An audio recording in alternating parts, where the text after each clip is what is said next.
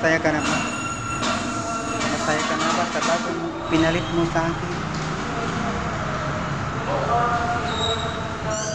May bibigay ba niya yung mga hinahanap mo? Marami na ba siyang oras para sa'yo? Alam mo, masakit yung sinabi mo, kulang ako para sa'yo. Pero hindi mo rin ba naisip na baka may pagkukulang ka rin sa akin? Pero hindi ko yun hinanap sa'yo, kasi tinanggap ko yung buong pagkatao at minahal kita ng sobra.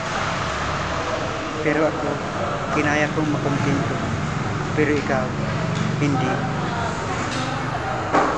Oo, walang perpektong tao. Oo.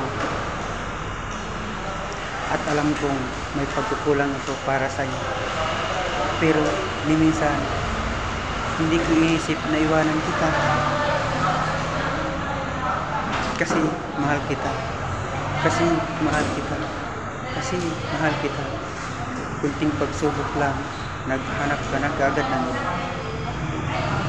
Oo, oo, oo.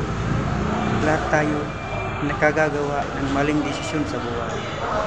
Normal lang yan sa tao, di ba? Mabuti kung hindi ka tao.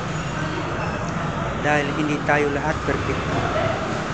Ang hindi normal ay yung husgan ka ng mga taong feeling perfecto, na akala mo walang bayad na tumis ang buo nilang pagkatao. Welcome next year. Maligaya kong harapin ang una kong kabanata next year. Ito ang yugto ng ating buhay next year. At akin ang kalimutan kung na lagi ko mga anak ko itong maraming salamat sa inyo mga salamat. Salamat sa mga panonood at pagtangkilik sa Walat Secret.